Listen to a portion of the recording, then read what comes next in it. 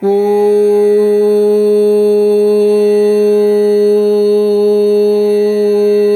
ஸ்ரீ கணேசாய நமஹ.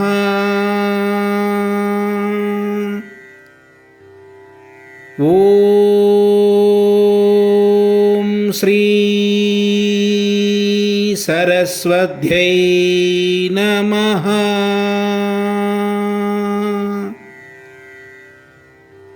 ஓம் ஸ்ரீபாத ஸ்ரீவல்லப ஸ்ரீ குருவர நரசிம்ஹ சரஸ்வதி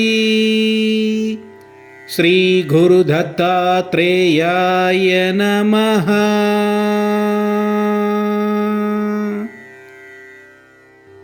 ஓம் தத்தாத்ரேயாய வித்மஹே அத்ரி புத்ராய தீமஹி தன்னோ தத்த பிரச்சோதயாத். ஓம் த்ராம் தத்தாத்ரேயாய நமஹ. தத்த திகம்பரா தத்த திகம்பரா ஸ்ரீபாத வல்லப தத்த திகம்பரா தத்த திகம்பரா தத்த திகம்பரா ஸ்ரீ நரசிம்ஹ சரஸ்வதி தத்த திகம்பரா ஸ்ரீபாதராஜம் சரணம் பிரபத்யே. திகம்பரா திகம்பரா ஸ்ரீ தத்தாத்ரேய திகம்பரா திகம்பரா திகம்பரா ஸ்ரீ ஸ்ரீபாத ஸ்ரீவல்லப திகம்பரா திகம்பரா திகம்பரா ஸ்ரீ நரசிம்ஹ சரஸ்வதி திகம்பரா.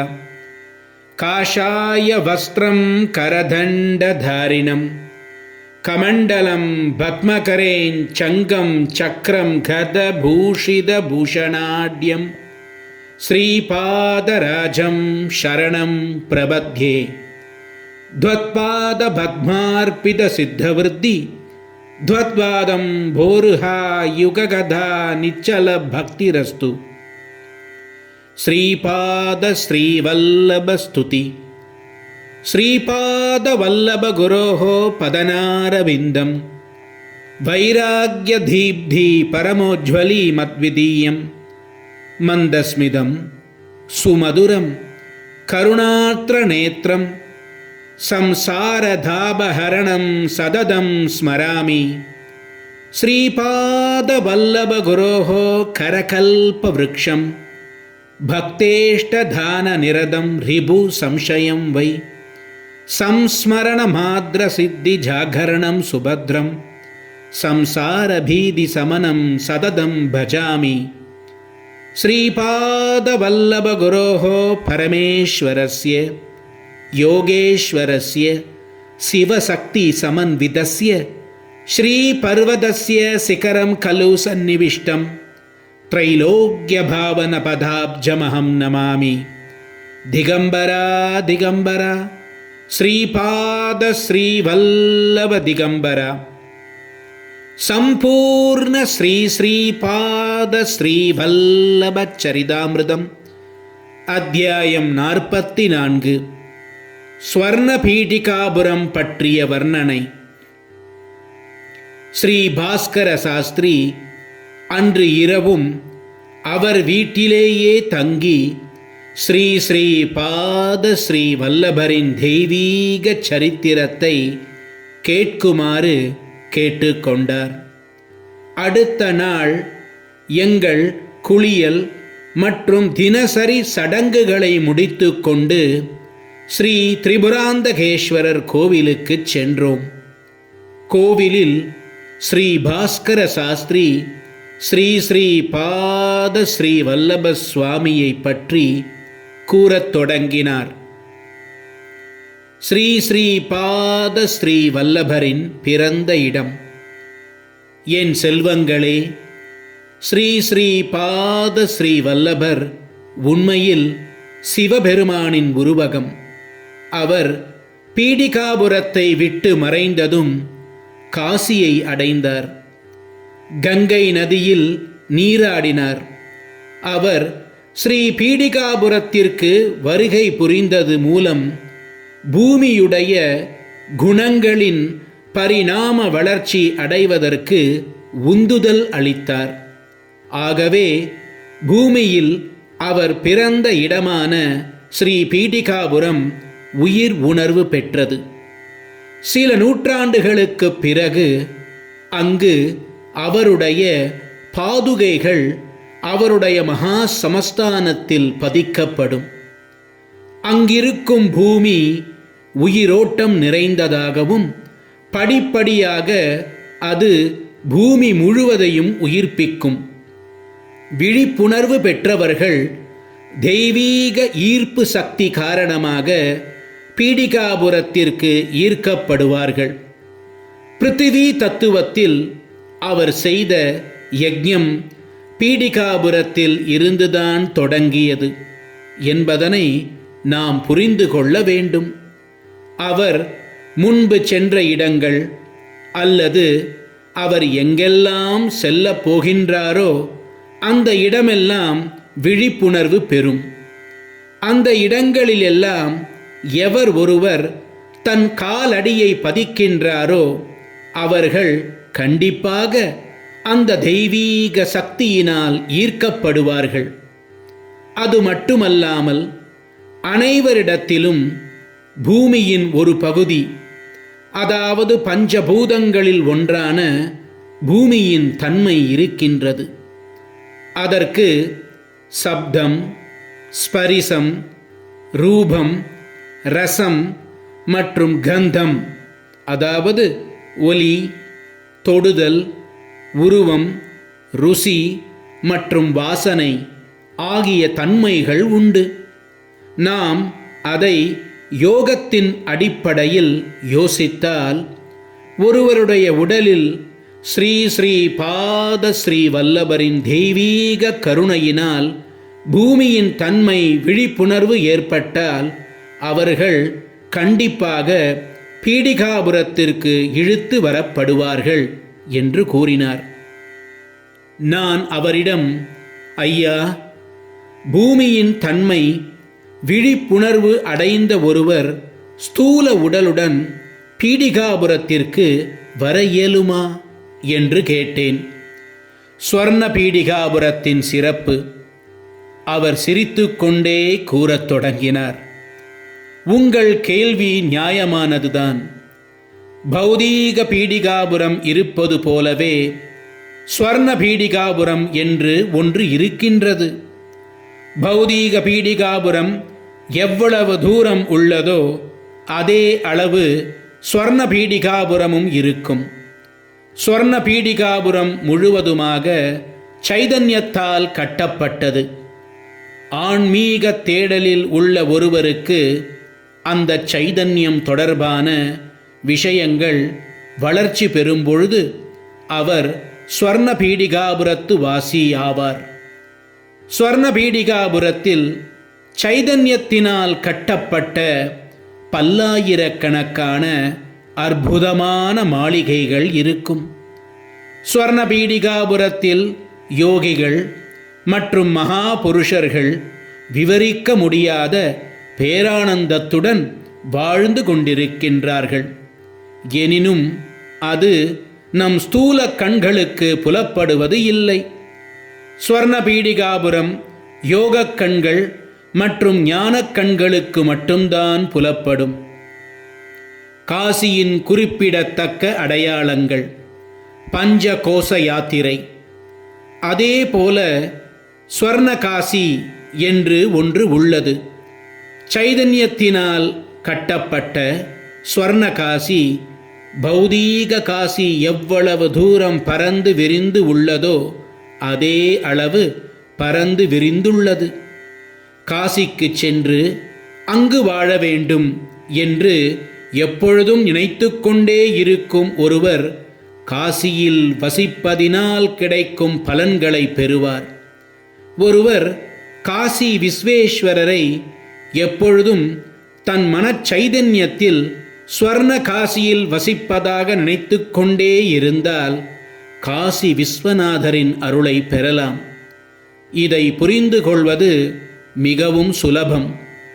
உங்களுடைய அன்னமய கோஷத்திற்கு தொடர்புடைய கூறுகளுடன் ஒரு பீடிகாபுரம் இருக்கின்றது.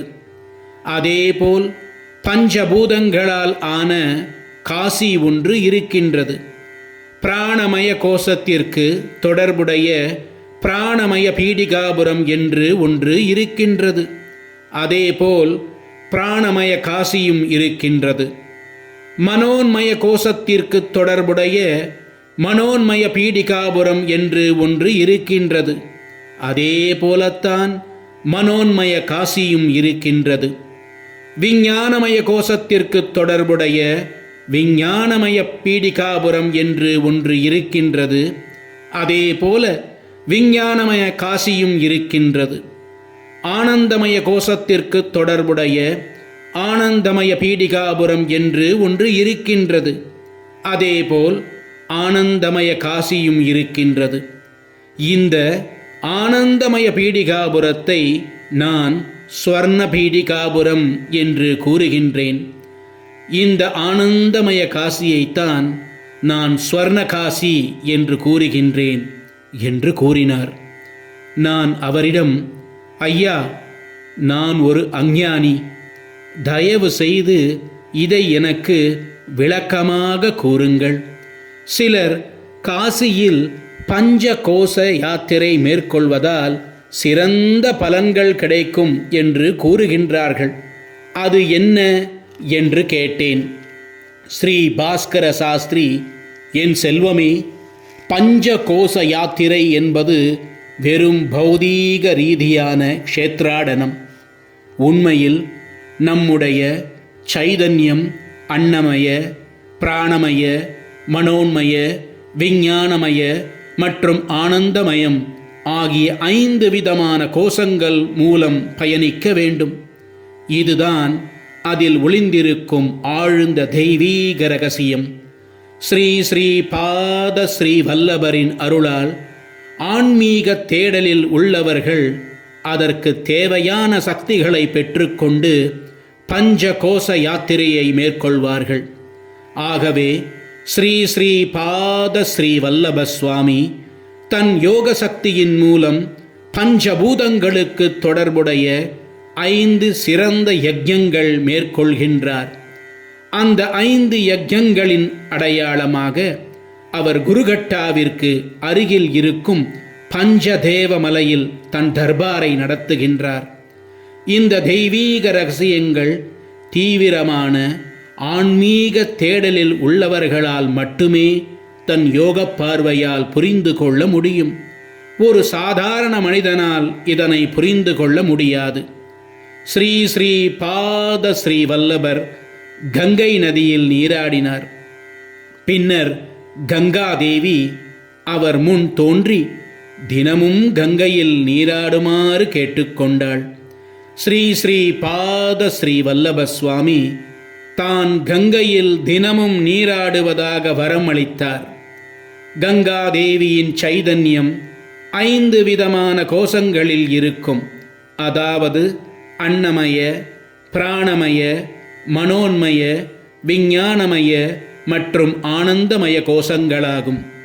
நான் அவரிடம், ஐயா, உன்னதமானவரே, அன்னை கங்காதேவி நீர் வடிவானவள். அவளுக்கு எப்படி 5 கோஷங்கள் இருக்க முடியும்?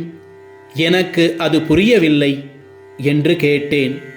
ஸ்ரீ பாஸ்கர சாஸ்திரி சிரித்துக்கொண்டே, குழந்தாய், தெய்வங்கள் மந்திரங்களின் உருவகம். அவைகளுக்கு ஸ்தூல வடிவம் கிடையாது. மந்திரங்கள் சப்த பிரம்மத்தின், அதாவது பிரம்மாவின் பீஜாட்சர உருவம், சக்தி உருவம். அன்னை கங்கா என்றால் சக்தி மற்றும் சைதன்யத்தின் வடிவில் இருக்கும் தெய்வம்.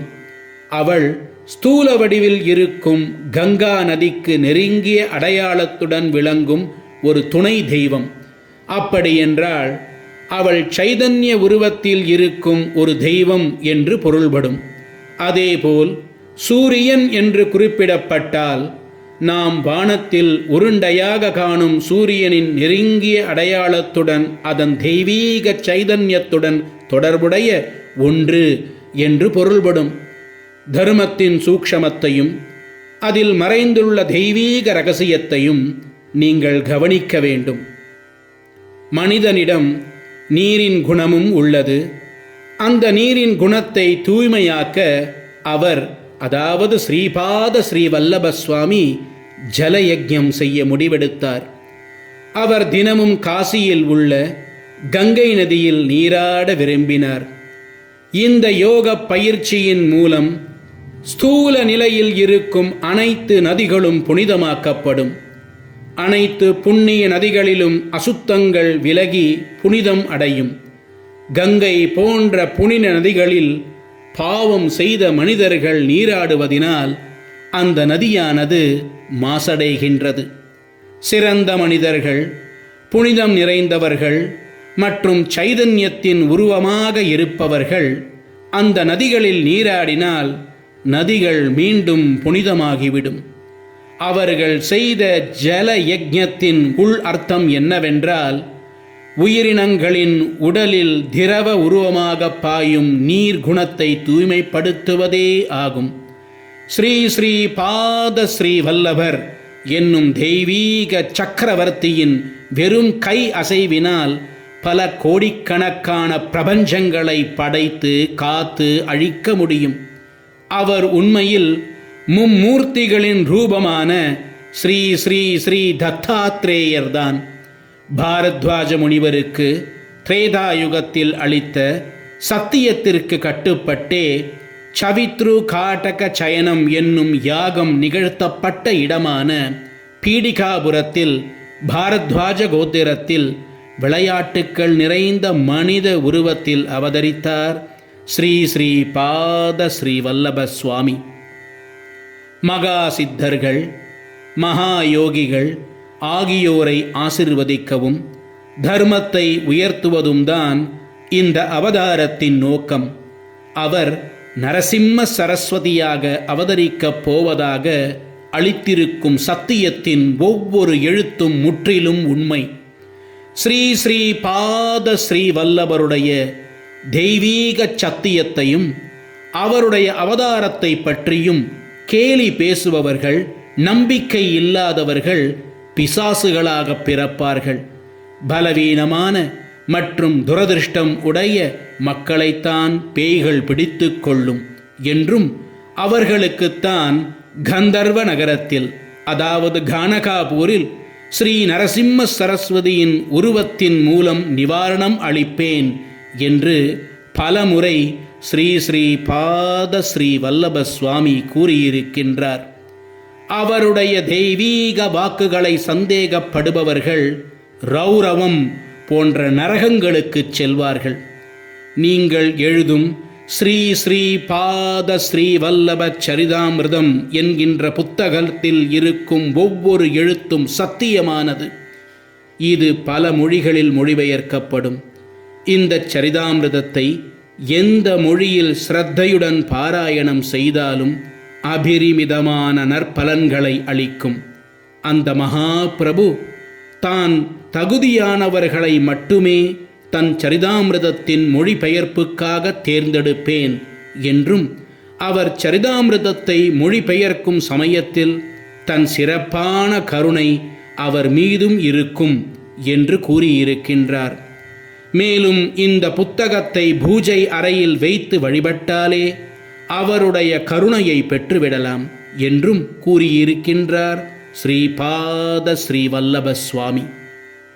கலியுகத்தில் இந்த புத்தகத்தை பாராயணம் செய்தாலே புனிதமான முன்னேற்றங்களை பெற்றுவிடலாம் என்றும் உறுதி அளித்திருக்கின்றார். ஆகவே இந்த புத்தகத்தை நீங்கள்தான் எழுதுகின்றீர்கள் என்பது வெறும் நொண்டிச்சாக்குதான். அவருடைய தெய்வீக பாத கமலங்கள்தான் உங்களை இந்த புத்தகத்தை எழுத வைத்து கொண்டிருக்கின்றது என்றார். அதற்கு நான், ஆஹா உன்னதமானவரே, நீங்கள் கூறுவது மிகவும் பொருத்தமாகத்தான் இருக்கின்றது. நான் ஒரு ஞானி இல்லை. மேலும் எனக்கு வேதம் மற்றும் வேதாந்தம் போன்ற விஷயங்களில் எந்த விதமான ஞானமும் இல்லை. இது போன்ற மிகவும் பிரம்மாண்டமான ஒரு வேலையை என்னை போன்ற ஒரு அஞ்ஞானி நிகழ்த்தப் போவது எனக்கு மிகவும் ஆச்சரியத்தையும் அதே நேரத்தில் சந்தோஷத்தையும் அளிக்கின்றது. அதற்கு ஸ்ரீ பாஸ்கர சாஸ்திரி ஸ்ரீ ஸ்ரீ ஸ்ரீ தத்தாத்ரேய சுவாமியின் அணுகுமுறை அப்படித்தான் இருக்கும். தவிர்க்கப்பட வேண்டிய பொருட்களை கொண்டு நோயை குணமாக்குவது, அஞ்ஞானிகளை கொண்டு அசாதாரணமான வேலைகளை நிகழ்த்துவது போன்ற திருவிளையாடல்கள் அவருடைய வழக்கமான பொழுதுபோக்குகள். இது ஒரு தெய்வீக திருவிளையாடல். அதுதான் அவருடைய குணம். இது அவருடைய தெய்வீக சக்திக்கு சான்றான விளக்கம் என்றார்.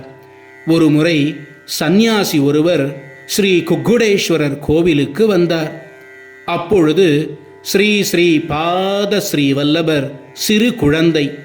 ஸ்ரீ நரசிம்மவர்மாவும் ஸ்ரீ பைண்ட வெங்கட பைய சிரேஷ்டியும் ஸ்ரீ ஸ்ரீ பாத ஸ்ரீ வல்லபரை குதிரை வண்டியில் ஏற்றிக்கொண்டு ஸ்ரீ குக்குடேஸ்வரர் கோவிலுக்கு சென்றனர். சந்நியாசி குக்குடேஸ்வரர் கோவிலில் தியான நிலையில் இருந்தார்.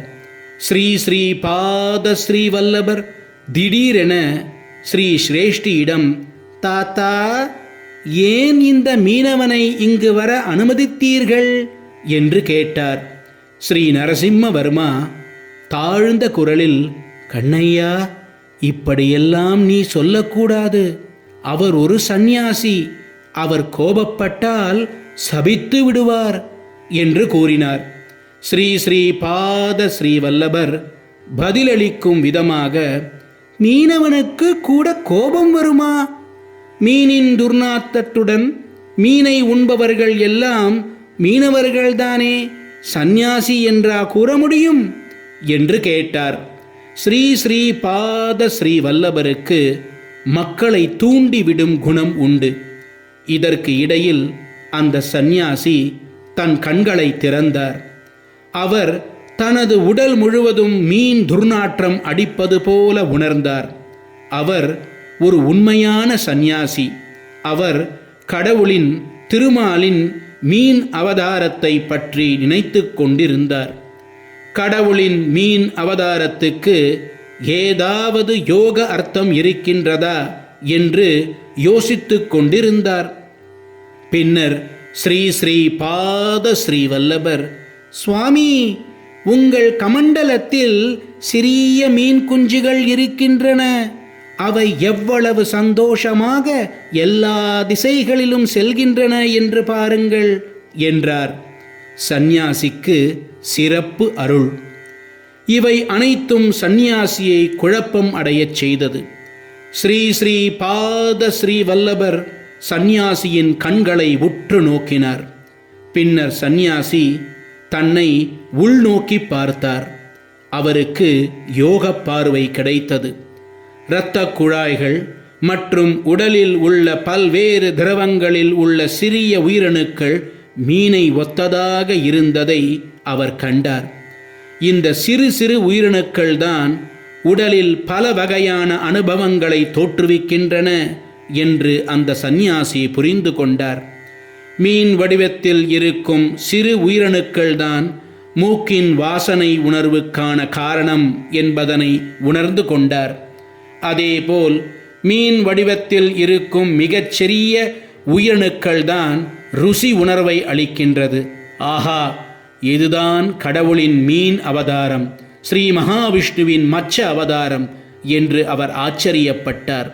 ஒருவர் மூலாதாரத்தில் இருக்கும் வாசனை உணர்வை அளிக்கும் சிறு உயிரணுக்களை அடையாளம் கண்டுகொள்ளும் ஞானத்தை பெற்றுவிட்டால் உலகத்தில் உள்ள அனைத்து வாசனைகளையும் அவரால் கட்டுப்படுத்த முடியும் என்பதனை அறிந்து கொண்டார்.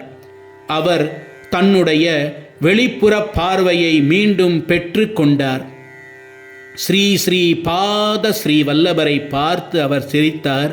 சுவாமியும் அவரை பார்த்து சிரித்தார். அந்த சந்நியாசி ஸ்ரீ ஸ்ரீ பாத ஸ்ரீ வல்லபரின் பாதத்தில் நமஸ்கரித்தார். ஸ்ரீ ஸ்ரீ பாத ஸ்ரீ வல்லப சுவாமி அவரை ஆசிர்வதித்தார். பின்னர் அந்த சந்நியாசியின் உடலில் இருந்து ஒரு அருமையான நறுமணம் வீசியது.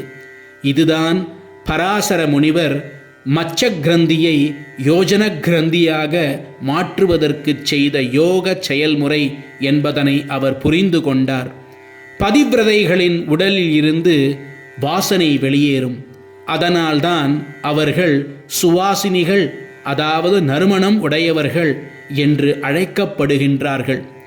உடலின் அனுபவங்கள் அனைத்தும் நறுமணத்தால் நிரம்பி இருந்தால் அதற்கு ஏற்ப பௌதீக மாற்றங்கள் ஏற்பட்டு நறுமணம் பரவும் என்பதனை மௌனமாகவே ஸ்ரீ ஸ்ரீ பாத ஸ்ரீ வல்லப சுவாமி அந்த சந்நியாசிக்கு கற்பித்து விட்டார். அவர் ஒரு தெய்வீக திருவிளையாட்டுக்காரர். ஸ்ரீ ஸ்ரீ பாத ஸ்ரீ வல்லபர், உங்களுக்கு மீன் அவதாரம் பற்றி தெரியும். ஆமை அவதாரம் ஸ்ரீ மகாவிஷ்ணுவின் கூர்ம அவதாரம் தெய்வீக குணம் மற்றும் அசுர குணங்களின் அடித்தளம். மந்தாரமலையை ஆமையின் முதுகில் வைத்து தேவர்களும் அசுரர்களும் கடலை கடைந்தனர். நீங்கள் உள்நோக்கி பார்த்தால் ஆமை தன் தலையை ஓட்டுக்குள் மறைத்துக் கொள்வது போல நீங்கள் மகா யோகியாகி விடுவீர்கள். அப்படி இல்லாமல் நீங்கள் வெளிப்புறமாக திரும்பினால் தீய குணங்கள் அனைத்தும் குவிந்து அசுரர் ஆகிவிடுவீர்கள். உங்கள் தலையை வெளியில் நீட்டினால் யாராவது ஒருவர் உங்கள் தலையை வெட்டி விடுவார்கள். நீங்கள் இறந்து விடுவீர்கள். நீங்கள் இறக்க வேண்டாம் என நினைத்தால் உங்கள் பார்வையை உள்நோக்கியே செலுத்துங்கள். யோக பயிற்சியை செய்யுங்கள்.